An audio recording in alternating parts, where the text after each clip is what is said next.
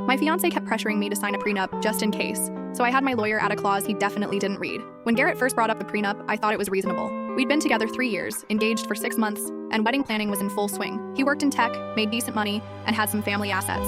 I was a teacher with student loans and a Honda with 180,000 miles. It's just protection, he said over dinner at our usual Thursday spot. My dad insists. You understand, right, babe? I nodded. His father controlled the family money with an iron fist, and Garrett had never learned to say no to him. The prenup arrived via his father's lawyer. 47 pages of legal jargon that basically said if we divorced, I'd get nothing, not even my own belongings. It included a clause about lifestyle maintenance that would require me to keep the same job, same appearance, same social circle. I couldn't gain more than 10 pounds or change my hair without written permission. This is insane, I told Garrett. I'd have more rights as your roommate. It's just standard stuff, he said, not even looking up from his phone. I called my college roommate Bethany, who just passed the bar exam. Let me see this, she said when I brought her the document. After 20 minutes of reading, she looked up with disgust. Honey, this isn't a prenup. This is an ownership contract. You'd literally be his property. That's when I got creative. Can we add our own clauses? I asked. Bethany grinned. Oh, we absolutely can. And I have some ideas.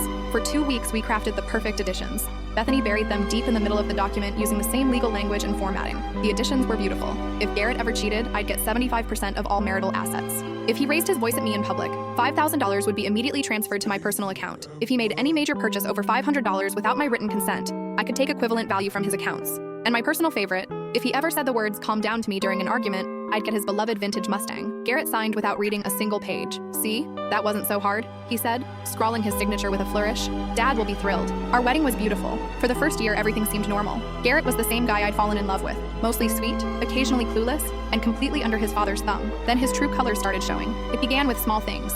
Comments about my appearance when we went out with his work friends, criticism about my pedestrian job, little digs about my family's modest background. 6 months later, he came home from a work conference in Vegas, acting strange, distant, checking his phone constantly and changing the subject when I asked about his trip. That's when I found the receipts in his jacket pocket. Expensive dinners for 2, a hotel bar tab that included several rounds of drinks and a bottle of champagne, and a charge from a high-end lingerie boutique for items I'd definitely never received. I confronted him that night. It's not what you think, he said immediately. Jessica from work needed a place to stay, and stop, I interrupted. Just stop talking. He kept going anyway, spinning an elaborate story about his coworker's emergency housing situation. The lies poured out of him like water from a broken pipe. I listened quietly, recording everything on my phone. The next morning, I called Bethany. It's time, I said. Within 48 hours, she'd filed the paperwork. The bank accounts were frozen pending asset division. The Mustang was towed to a secure lot with my name on the title. Garrett came home to find legal documents taped to our front door, and me sitting calmly on the couch with my suitcases packed. What the hell is this? He shouted, waving the papers. You should probably read that, I said, especially page 23. I watched his face change as he found the infidelity clause.